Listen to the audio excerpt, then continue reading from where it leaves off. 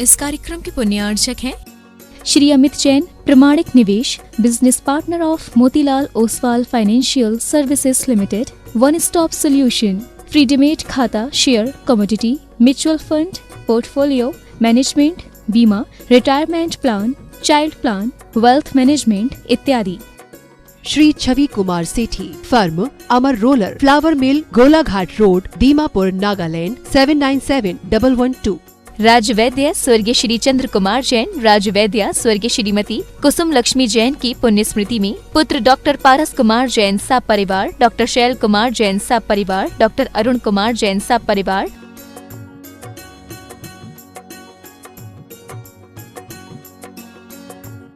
Doctor A K. Jain clinic Lucknow, America प्रमाणित clinic, doctor A K. Jain IVF clinic, Hazratganj Lucknow. पिताजी माताजी स्वर्गीय नेमी चंद जी एवं स्वर्गीय विमला देवी जी गंगवाल की पुण्य स्मृति में Shri Dilip Kumar, Babita Devi, Gangwal brothers, Gangwal iron and steel private limited, Gangwal traders private limited. पिताजी श्री ताराचंद जी चोवटिया, माताजी श्रीमती दमयंती बेन चोवटिया, श्री पारस श्रीमती सोना चोवटिया, मंडार निवासी, Bangalore, firm sharp ply India private Limited.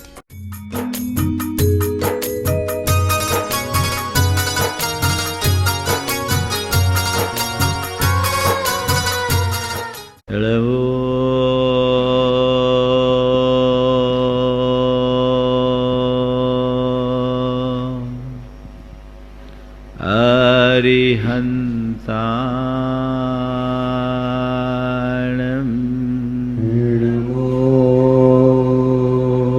अरिहन्ताणं नमो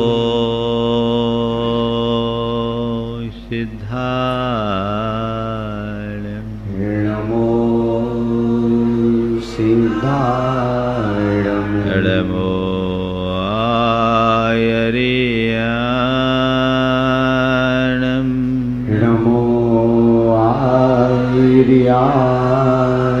नमो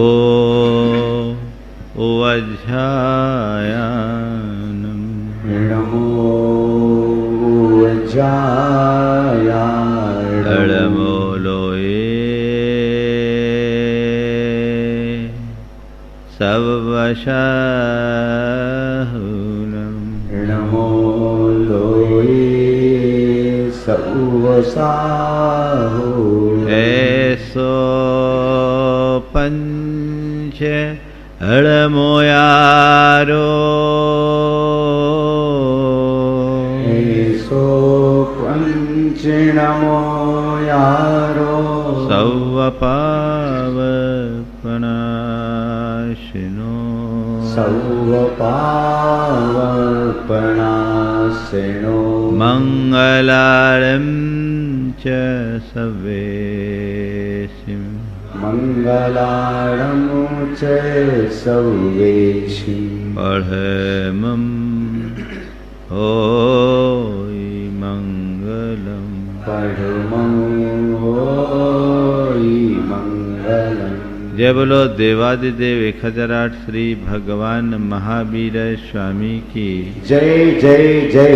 अहिंसा परमो धर्म की जय जय जय। परम पूज आचार्य गुरुवर श्री विद्यासागर जी महाराज की जय जय जय। पूज मुनिवर श्री प्रमाण सागर जी महाराज की, पूज मुनिवर श्री अरह सागर जी महाराज की नमोस्तु। आज की पूर्णमासी के दिन केवल आसमान में ही चांद नहीं होगा, धरती पर भी होगा। आसमान का चांद तो केवल रात में उतरता है, यह धरती का चांद दिन में भी अपना प्रकाश फैलाता है। आसमान का चांद कभी घटता है तो कभी बढ़ता है, लेकिन ये चांद अपने उदय के बाद से केवल अभ्युदय के क्षेत्र में है, बढ़ रहा है और इसकी निर्मल ज्योत्सना के आलोक में सारा जगत आलोकित है, आनंदित है। तो ये हम सबके जीवन में घटित हो। गुरुदेव के इस आज के शरद पूर्णिमा के दिन यद्यपि हम लोग जन्म दिवस की बात तो नहीं करते, लेकिन जन्म को सार्थक बनाने की बात जरूर करना चाहूँगा। आज गुरुदेव ने अपने जन्म को सार्थक किया। हमारे वे आराध्य इसलिए नहीं हुए कि आज के दिन जन्मे, आज के दिन तो बहुत लोगों का जन्म हुआ, लेकिन हमारे लिए आदर्श वे बनते हैं जो जन्म को सार्थक करते हैं। परम पूज्य गुरुदेव के चरणों में हम अपनी वंदना अर्पित करेंगे। आज उनकी पूजा आराधना का दिन है, आज प्रवचन का समय शेष नहीं है, पर संक्षेप में मैं सभी से ये कहूँगा कि एक बात का विचार करें कि जन्म तो हमने लिया, लेकिन जन्म लेकर क्या किया? क्या हमने अपने जन्म को सार्थक किया या उसे यूं ही खोया? यदि जन्म लेकर हम अपने जन्म को सार्थक बनाते हैं तभी हमारे जीवन का कोई अर्थ है, अन्यथा सब कुछ व्यर्थ है। हम जीवन को अर्थ दें ताकि व्यर्थ ना हो, हम अपने जीवन में सार्थकता को घटित कर सके। अभी तक हमारे साथ उल्टा ही क्रम होता रहा है। अब हम सीधे रास्ते पर चलकर अपने जीवन को सही दिशा में आगे बढ़ाएं और अपने जीवन की उन्नति करें। परम पूज्य गुरुदेव जैसे महान मनीषी संत का आशीर्वाद हम सबको प्राप्त है, उनकी कृपा हम सबको प्राप्त है। उनके सानिध्य में आने का, उनकी शरण को पाने का या उनके शिष्यत्व को ग्रहण करने का सौभाग्य हम सबको मिला है। तो हम सबके तो यही जिम्मेदारी होती है कि हम उनके आदर्शों पर चलकर अपने जीवन को कृतार्थ करें, सार्थक करें। उनके प्रति हमारी यही सच्ची विनयाञ्जलि होगी। तो जन्म दिवस तो अपनी जगह है, पर आज के इस प्रसंग में मैं गुरुदेव के प्रति अपनी भावना भाता हूँ कि उनकी ये वरदानी छाया हम सबको आने वाले शताब्दियों तक मिलती रहे, वे इसी तरह स्वस्थ रहे और अपना आशीर्वाद देकर हम सबको कृतार्थ करे। और यदि आयु लगती हो तो हमारी आपकी सबकी आयु उन्हें लग जाए और उनका मार्गदर्शन हम सबको मिल सके। इस भाव के साथ यहीं पर विराम अभी है। चलिए, तो अभी समय है तो बस गुरुदेव के प्रति, गुरुदेव के संदर्भ में मैं कुछ पंक्तियां सुनाता हूँ। क्या मेरा है जो आज तुम्हें दे डालूं, मेरे अपने शब्द कहाँ जो गाले। क्या मेरा है जो आज तुम्हें दे डालूं, मेरे अपने शब्द कहाँ जो गालूं। मिट्टी के बाती में तुमने जोड़ा स्नेह तुम्हारा, मिट्टी के दिए में मैंने जोड़ा स्नेह तुम्हारा। बाती की थाती दे तुमने मेरा भाग्य संभारा। मिट्टी के दिए में मैंने जोड़ा स्नेह तुम्हारा, बाती की थाती दे तुमने मेरा भाग्य संभारा। करूँ आरती तो भी जलते हैं वरदान तुम्हारे, करूँ आरती तो भी जलते हैं वरदान तुम्हारे। अपने प्राणों के दीप कहाँ जो बालूं, क्या मेरा है जो आज तुम्हें दे डालूं, मेरे अपने शब्द कहाँ जो गालूं। तुमने निज वचनों से मेरे अंतर के दृग खोले, वाणी को मुखरित कर डाला वह चाहे जो बोले। तुमने निज वचनों से मेरे अंतर के दृग खोले, वाणी को मुखरित कर डाला वह चाहे जो बोले। भरी ज्ञान के रस से तुमने मेरी खाली प्याली, भरी ज्ञान के रस से तुमने मेरी खाली प्याली। अब उसे तुम्हारे प्याले में क्या डालूं, क्या मेरा है जो आज तुम्हें दे डालूं, मेरे अपने शब्द कहाँ जो गालूं। फिर मैंने हीरे मोती सी आंसू की निधि पाली, फिर मैंने हीरे मोती सी आंसू की निधि पाली। पर मरुथल के वक्षस्थल से किसने राह निकाली। फिर मैंने हीरे मोती सी आंसू की निधि पाली, पर मरुथल के वक्षस्थल से किसने राह निकाली। खारे जल का अर्घ चढ़ाकर, आंसू खारा होता है, खारे जल का अर्घ चढ़ाकर कौन बने अपराधी। आंसू से अपने नैनों को नहा लूं, क्या मेरा है जो आज तुम्हें दे डालूं, मेरे अपने शब्द कहाँ जो गालूं। बस गुरुदेव के प्रति हम सब अपनी विनयाञ्जलि वंदना अर्पित करें और उनके द्वारा दिए गए आदर्श पर हम चल सके। हम जिनके संपर्क में रहते हैं उन पर हमें विश्वास और भरोसा भी करना पड़ता है। बिना विश्वास के हमारा व्यवहार नहीं चलता। लेकिन अक्सर ये देखा जाता है कि हम जिन पर विश्वास करते हैं वही हमारा विश्वासघात कर लेता है। और जब व्यक्ति किसी के विश्वासघात का शिकार होता है तो अंदर से टूट जाता है। आज बात केवल इसकी है कि तुम किसी भी व्यक्ति को तब तक स्वीकार मत करो, किसी भी व्यक्ति पर तब तक विश्वास मत करो जब तक कि उसकी पूरी परीक्षा न हो जाए। क्योंकि व्यक्ति जैसा सामने दिखता है वैसा हो ये कोई जरूरी नहीं है। और आजकल तो लोग बड़े होशियार होते हैं, बोलते बहुत मीठा मीठा है लेकिन अंदर से वे कहते हैं ना मीठी छुरी होते हैं। हमें ऐसे लोगों पर विश्वास करने से पहले उनकी परीक्षा लेनी चाहिए। परीक्षा कैसे ले?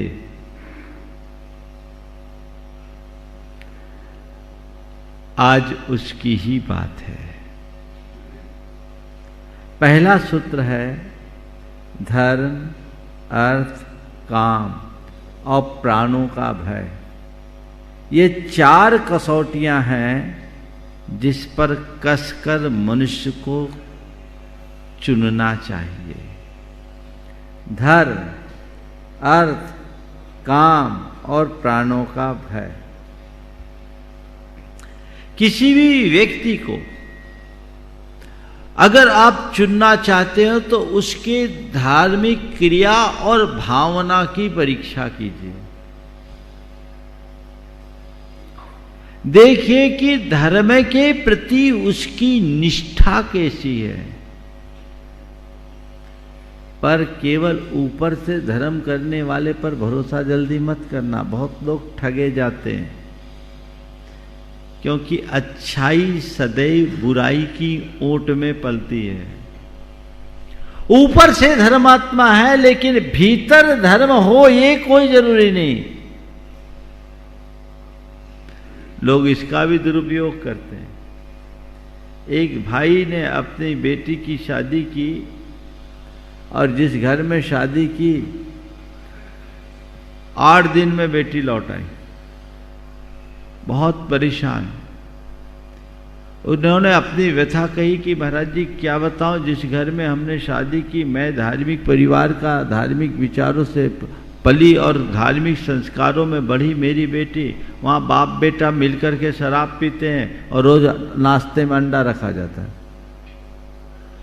जैन बाप बेटा मिलके साथ में शराब पीते हैं और नाश्ते में अंडा रखा जाता है। और मेरी बेटी ने जब इस बात का प्रतिवाद किया तो साफ शब्दों में कह दिया गया ये हमारे घर का कल्चर है, तुम्हें इसे स्वीकार करना पड़ेगा। बोले महाराज जी मेरी बेटी तो वहाँ खाना भी नहीं खा सकी, मुझे बताई, मैंने कहा यहाँ आ जाओ। मैंने पूछा कि तुम लोगों ने विवाह से पहले ये सब सोचा नहीं? बोले महाराज जी मैंने देखा जिस व्यक्ति के यहाँ संबंध हुआ, देखिए कैसा दोहरा चरित्र होता है मनुष्य का। वो व्यक्ति समाज के मुखियाओं में एक। बोला महाराज हमेशा धर्म मंचों में आगे रहने वाला, साधु संतों के कार्यक्रमों में अपनी मुख्य भूमिका निभाने वाला व्यक्ति, हमने सोचा धार्मिक परिवार, अच्छा संबंध है, कर दो। क्या हुआ? तुमने ऊपर का बाना तो देखा पर भीतर से पहचानने में चूक गए। अक्सर धोखा होता है और वे लोग जल्दी धोखा खाते हैं जो थोड़े उतावली होते हैं, अंधविश्वासी होते हैं, लालची होते हैं या केवल कर्म कांडों पर भरोसा रखते हैं। ये लोग जल्दी धोखा खाते, बहुत जल्दी किसी की भी बातों में आ जाते हैं। व्यक्ति के अंदर धर्म के प्रति कैसा भाव है ये देखो। ऊपर से तो धर्म की बड़ी बड़ी बातें कर ले, कई लोग मन मोह लेते हैं धर्म की बातें करके, लेकिन अंदर अधर्म पलता रहता है। व्यक्ति धर्मी है या नहीं, इसकी पहचान उसकी धार्मिक क्रियाओं से नहीं, पाप भीरुता से होती है। देखो उसको पापों से कितना डर है और उसका हृदय कितना संवेदनशील है। सच्चे अर्थों में देखा जाए तो पाप भीरुता और संवेदनशीलता के अभाव में धार्मिकता का आविर्भाव ही नहीं हो सकता। ओ धार्मिकता का आविर्भाव नहीं हो सकता। तो अगर मेरे अंदर धर्म होगा तो मैं पाप से सदैव डरूंगा। मेरे हृदय में धर्म होगा तो मेरा हृदय सबके प्रति संवेदनशील होगा। जो लोग संवेदन शून्य होते हैं उनकी स्थिति अलग होती है, वो धर्मी नहीं हो सकते। जिनको कोई पाप का डर नहीं, बेखौफ होकर के पाप करने में रत रहने वाला व्यक्ति धार्मिक हो सकता है, धर्मी नहीं। इसलिए निकटता से देखो धर्म के संदर्भ में उसकी क्या धारणा है। केवल धार्मिक समारोहों में सहभागिता ले रहा है, धार्मिक क्रियाओं को कर रहा है, या उसकी अंतरात्मा में भी धर्म है। यदि धर्मी होगा तो पाप नहीं कर सकता, और जो व्यक्ति निष्पाप होगा वही निश्चल होगा, वो कभी किसी को धोखा नहीं देगा। तो पहली कसौटी व्यक्ति के धर्म से है। आप लोग धर्म को देखते हैं पर सतही तौर पर, क्या हाँ ठीक है, रात में भोजन नहीं करता, कोई व्यसन बुराई नहीं है, हाँ साधु संतों की सेवा करते हैं, रोज मंदिर जाते, पूजा पाठ करते हैं, ये अच्छी बात है। लेकिन उसकी अप्रोच कैसी है, सोच कैसी है? कहीं वो स्वार्थी तो नहीं है, मौका परस्त तो नहीं है, अंदर से क्रूर तो नहीं है, क्रोधी तो नहीं है, अभिमानी तो नहीं है। यदि ये दुर्बलताएं किसी मनुष्य में है तो वो साधु भी क्यों ना हो भरोसे के लायक नहीं है। क्यों? उसका व्यक्तित्व बिगड़ा हुआ है, बहुत उथले व्यक्तित्व के साथ जी रहा है। ऐसे उथले व्यक्तित्व के धनी से तुम यदि जुड़ जाओगे और उस पर अंधा भरोसा करोगे, धोखा खाओगे। बहुत जल्दी आजकल तो कोई भी किसी पर भी विश्वास कर लेते। किसी ने थोड़ा सा मीठा मीठा बोला, विश्वास।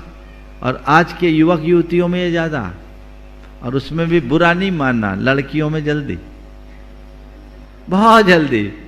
थोड़ा सा लगेगा महाराज क्या बोल रहे, लेकिन हकीकत है वो बहुत जल्दी इमोशनल हो जाती, ये उनकी कमजोरी है। और कई ऐसे चिटिंगबाज लोग होते हैं, इसको नोटिस में लेते हैं सामने वाले की कौन सी नस कमजोर है, उसी को पकड़कर अपना उल्लू सीधा करते हैं, सामने वाले को उल्लू बना देते हैं। मनुष्य को बहुत बुद्धि से काम लेना चाहिए।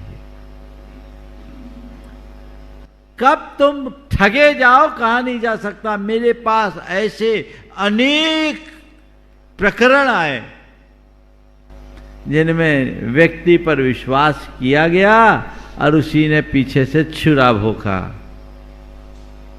विश्वासघात का शिकार बने। तो पहले उसके धर्म को देखो, धर्म का दिखावा तो नहीं है। कैसा कैसा दिखावा होता है। अभी आप लोगों ने सुना गरबा चल रहा है, और मुझे कल बताया किसी भाई ने कि महाराज गरबा में कुछ दूसरे धर्म जो मूर्ति पूजा पर विश्वास नहीं करते, उसके लोग गरबा के पंडालों में आए अपना नाम बदल कर। उनका मकसद वहां आना और लड़कियों से दोस्ती करना और दोस्ती का हाथ बढ़ाकर अपना हाथ साफ करना। यही है ना प्रयोजन, उद्देश्य ही गलत। तो एक प्रसंग बता रहा हूं, धर्म के संबंध में चूक कहां होती। एक स्थान पर हमारा चातुर्मास चल रहा था, 10 लक्षण का शिविर था। एक युवक आया, उसने कहा मैं भी इस शिविर में आना चाहता हूं और मैं 10 दिन उपवास करना चाहता हूं। वो युवक पहली बार आया था। मैंने उसको देखा, पूछा क्या नाम है, कौन हो, अपना नाम पता बताया। जैन तो था ही नहीं, हिंदू भी नहीं था। उसने अपना नाम बताया। मैंने पूछा अच्छा तुम उपवास करना चाहते हो, क्यों करना चाहते हो? बोला महाराज मेरे मित्र हैं, उनके पिताजी एक्सपायर हो गए स्कूटर के एक्सीडेंट में, तो मेरे मन में बड़ा गम है। उस गम को मिटाने के लिए मैं उपवास करना चाहता हूं। मैंने कहा ठीक है भाई, उपवास करना चाहते हो तो बात की बात है, पहले तुम बोलो तुम शाकाहारी हो कि नहीं। बोले 10 दिन तो मुझे कुछ खाना ही नहीं महाराज, मैं शाकाहारी रहूंगा। मैंने समझदारी से काम किया। बोले ठीक है, एक काम करो, एक कमेटी के सज्जन थे, बोले इनका नाम पता लिख लो, फोन नंबर लिख लो, कमेटी से बात कर लेना। उसको तो खिसकाया। बाद में हमने वहाँ के लोगों को बुलाया। वहाँ के कुछ लोग थे जो बड़े कर्मठ थे और इस तरह के प्रकरणों में बड़ी तीखी नज़र रखते थे। हमने बोला देखो ये प्रकरण है, इसकी जांच करो, मुझे संशय दिखता है, कोई चालबाजी दिखती है। दूसरे दिन मेरे पास रिपोर्ट आ गई। रिपोर्ट क्या आई कि स्कूटर से एक्सीडेंट की बात तो सही थी, पर उस व्यक्ति का उसके बेटे से कोई संबंध नहीं था, उसकी बेटी से प्रेम था। लड़की थोड़ी धार्मिक थी। वो ये बात दर्शाने के लिए कि मैं जैन धर्म स्वीकार कर सकता हूं, 10 दिन शिविर में रहना चाह रहा था। वो तो तत्काल एक्शन लिया गया। लड़की के परिवार के लोगों को बुलाया, लड़की को वहां से शिफ्ट किया, सेम डे शिफ्ट करा दिया। बोले यहां मत रखो। लड़की को समझाया, हाँ लड़की बच गई, नहीं तो पता नहीं किस जिहाद के चक्कर में फंस जाती है ना। बहुत सारे लोग बोलते रहे ये तो कुछ नहीं, फ्रेंड है, फ्रेंड है ना। बेटे बेटियां आते हैं, एक दूसरे से मिलते हैं, माँ बाप को हमारा फ्रेंड है, और फ्रेंड का फ्रॉड कर लेता पता लगता है। फ्रेंड भी फ्रॉड बन जाए। व्यक्ति को पहचानिए, समय से पूर्व आप उसे पहचान जाओगे तो कभी विफल नहीं होगे, और आंख मूंद कर भरोसा करोगे तो हाथ ही मलते रहोगे और कुछ नहीं होगा। पाप से डर है या नहीं, संवेदना उसके हृदय में है या नहीं, इन दोनों को देखते हुए उसकी धार्मिक क्रियाकलापों पर नजर रखो, फिर उस पर भरोसा करो। तब मानना हाँ ये आदमी भरोसे के लायक है, ये छोटी छोटी बातों को भी ध्यान में रख करके चलता है। पर इसमें एक बात और बताई दे रहा हूं, जो आदमी ज्यादा दिखे ना तो उस पर थोड़ा और गंभीरता से वाच करना। हमारे यहां शास्त्रों में लिखा है, सूक्ष्म और बादर दोष बताया आलोचना के। तो मुनि लोग भी अगर कभी बेईमानी करे तो गड़बड़ हो सकता है, तो मुनियों में भी बेईमानी ना हो, ये व्यवस्था शास्त्र में दी। पर मन है, मन बहुत खराब है, प्रायश्चित लेने के लिए गया गुरु के पास। छोटे छोटे दोष का तो प्रायश्चित ले ले, और छोटे से दोष का प्रायश्चित। गुरु सोचे ये तो बड़ा गंभीर है, छोटी छोटी बातों के प्रति जागरूक है, तो गुरु उसके प्रति थोड़ा सा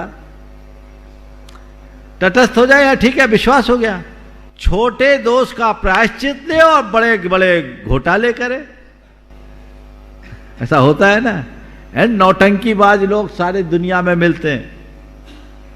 तो जो व्यक्ति छोटी छोटी बातों को आपके सामने प्रकट कर रहा है या उनके प्रति गंभीर बन रहा है, वहां छोटे छोटे पापों से डरने की बात कर रहा है,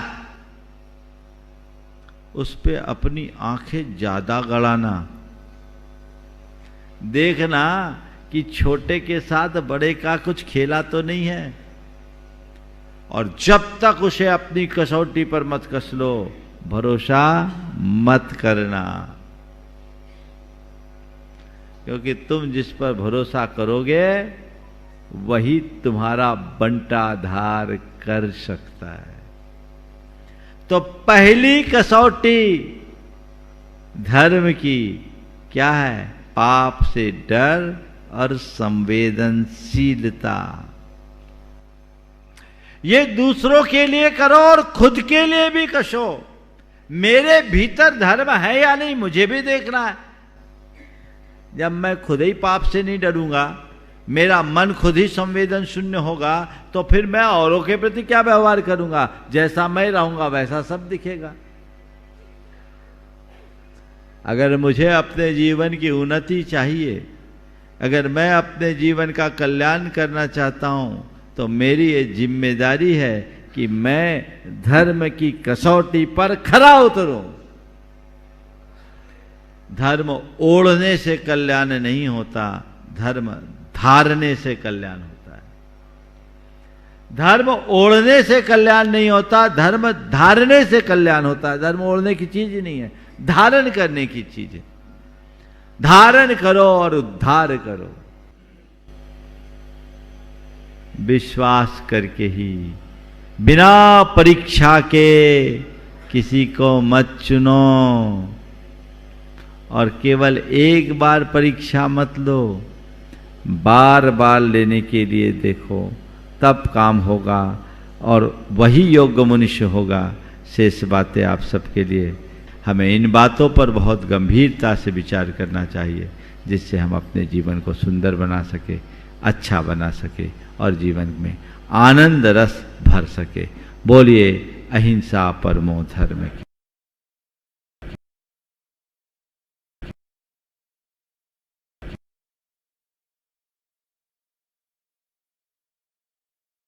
इस कार्यक्रम के पुण्यार्चक थे Shri Amit Jain, Pramanik Nivesh, business partner of Motilal Oswal Financial Services Limited, one stop solution, free demat खाता, share, commodity, mutual fund, portfolio management, बीमा, retirement plan, child plan, wealth management इत्यादि।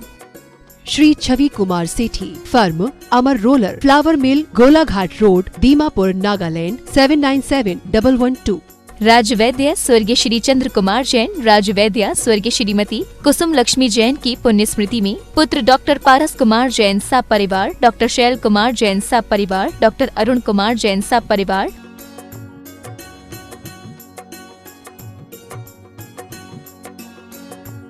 Doctor A K. Jain clinic Lucknow, America प्रमाणित clinic, doctor A K. Jain IVF clinic, Hazratganj Lucknow. पिताजी माताजी स्वर्गीय नेमी चंद जी एवं स्वर्गीय विमला देवी जी गंगवाल की पुण्य स्मृति में Shri Dilip Kumar, Babita Devi, Gangwal brothers, Gangwal iron and steel private limited, Gangwal traders private limited. पिताजी श्री ताराचंद जी चोवटिया, माताजी श्रीमती दमयंती बेन चोवटिया, श्री पारस श्रीमती सोना चोवटिया, मंडार निवासी, Bangalore. Firm sharp ply India private limited.